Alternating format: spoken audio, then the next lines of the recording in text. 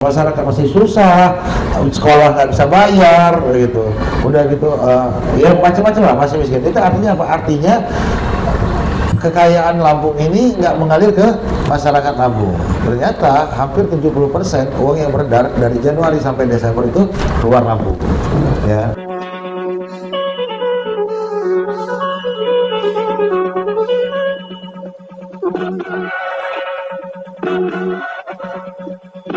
Permasalahan utama di Lampung ini, ya, kita ini punya gini, kita kaya tapi miskin, gitu, intinya gitu. Kita kaya tapi pengaruh kita miskin. Kenapa? PDRB kita itu sangat besar sekali. GDP kita hampir 456 triliun. 456 triliun atau GDP atau pendapatan per kapita kalau di data itu 50 something juta. Tapi APBD kita kasih, tapi pendapatan masyarakat itu kecil, miskin, masyarakat masih susah, sekolah nggak bisa bayar, gitu. Udah gitu, ya macam-macam lah, masih miskin. Itu artinya apa? Artinya kekayaan Lampung ini nggak mengalir ke masyarakat Lampung. Ternyata hampir 70% uang yang beredar dari Januari sampai Desember itu keluar Lampung. Ya, keluar Lampung. Kenapa? Karena tidak ditata dengan baik. Padahal tugasnya pemerintah itu pertama adalah mengelola APBD. Ya, APBD kita itu Bapak Ibu sekalian, APBD itu 32 triliun. Mulai APBN, APBD 31 sampai 15 kabupaten kota, APBD yang digabungin jadi satu itu 32 triliun. Hanya 6% dari PDRB, hanya 6% dari uang yang beredar. Padahal tugas pemerintah itu termasuk mengatur, menata, tata kelola, tata niaga si 456. Contohnya Singkong kemarin, Singkong itu mungkin 8 juta ton itu kan kira-kira ya GDP dari Singkong itu hampir 30 something triliun Bapak Ibu sekalian. Jadi seluruh APBN, APBD dikumpulin sama pertumbuhan dan sama bisnis Singkong sendiri di Lampung itu 30 triliun gitu. Gula hampir 30 triliun juga gitu kan begitu. Jadi ya kita menentukan HIT itu nggak bisa kan begitu. Ya, terus petani ngerasa susah, pengusaha ngerasa rugi, ya begitu-begitu. Nah, intervensi pemerintah harus masuk.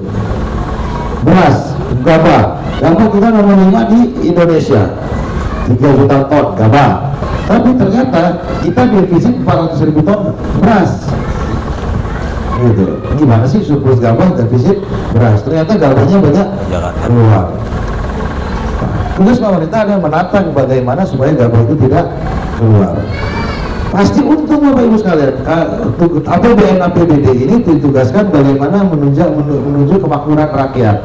Padahal kalau kita mengelola itu tata kelola tata niaga itu dengan baik, dengan benar, maka ketika nilai tambah itu akan ada di Lampung sehingga menguntungkan rakyat. Jadi apa yang kami lakukan? Kami paham APBD nggak besar, tapi kita akan bagaimana meningkatkan nilai tambah untuk pendapatan di masyarakat. 100 hari kerja pertama gue, yang pertama saya akan melakukan stabilitas harga. Saya tidak ingin 100 hari pertama ini tidak ada lagi inflasi terlalu tinggi, baik harga gas, harga cabai, harga semua makanan sembako itu nggak boleh melonjak lagi di Lampung gitu. Dan alhamdulillah kami monitor harian, jadi ketika ada mendanya kita langsung intervensi. Bapak Ibu sekarang bisa lihat aja, nggak ada lagi. Kalau cabai biasanya sekarang udah hampir 100.000 lebaran, sekarang berapa? Masih 55? Masih 55.000 ya, masih 55.000.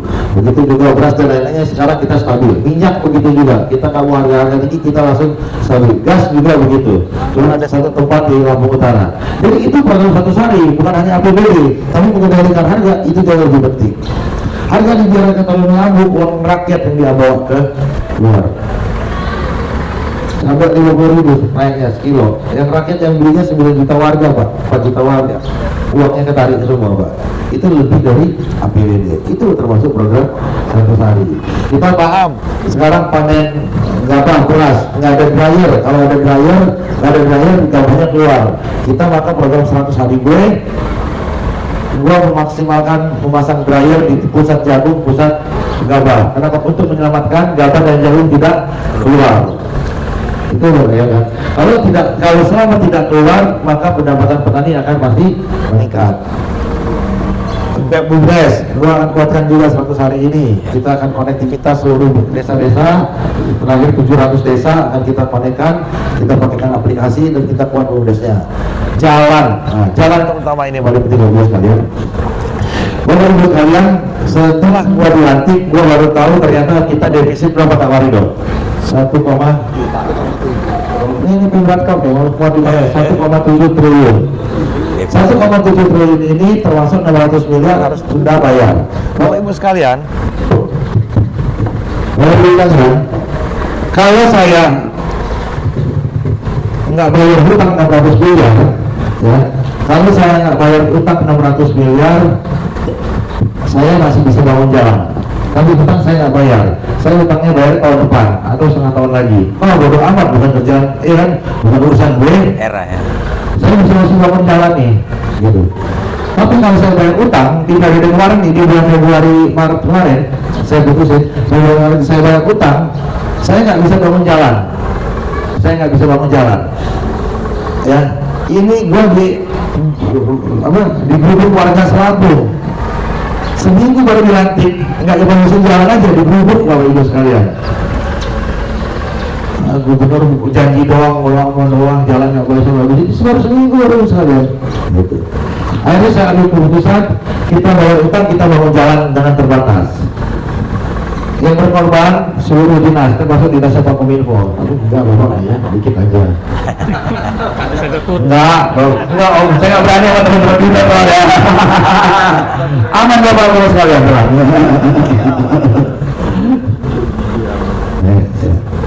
Seluruh dinas akhirnya kita efisiensi. Ini dulu sebelum efisiensinya Pak Prabowo bapak ibu sekalian. Efisiensi duluan untuk bayar 600 miliar. Datang lagi Pak efisiensi Pak Prabowo, monggo silakan efisiensi lagi. Sehingga anggaran tahun ini bapak ibu sekalian hanya tersedia untuk bangun jalan. Itu pun nilainya 450 miliar. Bapak ibu sekalian, kita butuh 4 triliun untuk supaya jalan kita bagus. Sebenarnya kalau ada PowerPoint saya bisa lihatin. 4 triliun untuk seluruh jalan provinsi itu bagus. Dan harus kita siapkan dalam waktu 3-4 tahun baru bagus. Nah, kita baru tersedia 450 miliar. Kalau saya nggak, dan itu pun dua opsi. Saya dengan uang ini saya bagusin sebagian, ya, sebagian. Kalau sebagian ini masih ada yang bolong-bolong nih, atau saya bagusin setengahnya aja. Setengah bagus. Saya ambil pilihan kedua, setengah bagus. Tidak ada lubang. Ini yang terjadi nih sekarang. Kan nggak ada lubang, yang penting mobil jalan. Daripada setengah bagus, setengah gitu. Kalau depan karena baru-baru kita datang bagusin lagi. Jadi sekalian saya mau ngomong di sini, mohon pengertiannya teman-teman Pimret. Jadi begini, sangat penting Om Reman. Di mana letaknya posisi Pimret? Posisi sekarang ini dari media sosial. Ya, media sosial kadang-kadang tidak ada, dengan segala hormat, tidak ada jurisprudensinya, tidak ada akademiknya, tidak ada pertanggung jawabannya. Dan ketika di media sosial muncul, orang ada follow the traffic kan. Ketika trafficnya bagus, semua orang akan nge-boosting itu terus. Nge-boosting itu. Ketika trafficnya sudah bagus, teman-teman media itu akan ikutan mau makan traffic ya. Kadang-kadang nafsu. Ini dengan saya menjelaskan seperti ini kepada teman-teman, ya rambu-rambunya ini. Kenapa? Karena ya maksudnya nggak seperti ini, kira-kira begitu. Maksudnya seperti ini gitu. Jadi tidak. Nah, yang jadi masalah ini ketika noise-nya di media sosial sudah diamplify sama media, beneran itu sudah kayak cap bagi kami ya, bagi entiti seperti saya, benar. Tapi kalau media sosial mau 1000, mau 1 juta ngomong apa aja, yang penting Pak Hello Indonesia gak muat, belum benar itu berita. Boleh apa dulu? Jangan letaknya dulu itu cap verified. Bagi kami ini yang penting bukan berita di media Hello Indonesia, tapi noisy. Keberisikannya ini kan, keberisikannya ini. kita partner ya. Ketika kita kalau gue salah, oke, silakan. Tapi ketika kita sudah kesepahaman, kita akan membangun Lampung caranya begini. Gue akan lakukan jalan dulu, terus ini dulu, gue cari duit dulu, saya akan membuat begini dulu. Paham ya? Udah. Ketika ada hal-hal yang nggak seperti itu, teman-teman Pimret, teman-teman media sudah paham. Oh, ini belum, ini masih. Mereka nggak tahu, kami tahu, kira-kira gitu. Tidak akan dicap oleh survei. Kira-kira begitu. Jadi sekali lagi kami ya, media sosial mau ngomong apa gini apa ya, selama tidak bersertifikasi ya nggak benar. Ya kan begitu ya, karena apa? Karena ada tadi seperti ada integritas, ada profesionalisme, ada macam-macam. Nah, bagus sekali. Itu masalah jalan. Saya hanya effort saya tuh hanya 15-20%, tapi menggarap seluruh jalan seprovinsi Lampung. Tapi hanya 15-20%. Tahun depan kami baru effort yang maksimalnya kami akan lakukan tahun depan. Kenapa? Kami harus cari duit dulu. Bapak Ibu sekalian, fakta hanya 38% masyarakat Lampung yang bayar pajak. Mobil, kendaraan roda 2, roda 4. Bapak Ibu tahu, NTB itu 80% yang bayar pajak. Jawa Timur 70% bayar pajak. Jawa Barat 50-60% bayar pajak. DKI 50%. Kalau kita 100% bayar pajak, PAD kita dari pajak itu 700 miliar. Kalau 100% bayar pajak, PAD kita dari bawah itu 2 triliun. Kami butuh 4 triliun, 2 tahun Pak. Kalau 100% orang Lampung bayar pajak, mulus jalan. Cuman kan, Pak bayar pajak dong, biar jalan-jalan nggak mungkin gitu. Oke, kan gitu kan. Gitu.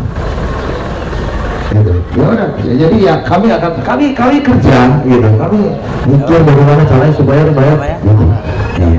Nah, ini yang kita lakukan, ini yang kita lakukan. Ini ibaratnya nggak pernah kita buka di luar. Kenapa? Kita ya sudah, ini kerjanya Pak Benda yang menurut saya ya, tapi saya paham juga 2 juta kendaraan sebenarnya 4 juta 2 juta 5 tahun ke belakang, 2 juta 5 tahun ke depan, 4 juta 2 juta kendaraan yang nanti cuma 500 orang. Maka kami kolaborasi dengan RT dengan apa sekarang ya gitu ya, gitu, untuk nagih-nagih gitu. Nah, mudah-mudahan itu bisa tercapai. Itu jadi kita nagih, belum lagi kita mau nagih potensi retribusi non pajak dan lain-lain. Pokoknya teman-teman Bapeda stres semua kita buat tahun ini. Jadi ya intinya itu kita mulai, terus itu kita ada groundbreaking rumah sakit. Kita buat aplikasi Lampung In. Kalau di Jakarta itu ada Jakarta Kita Jaki ya.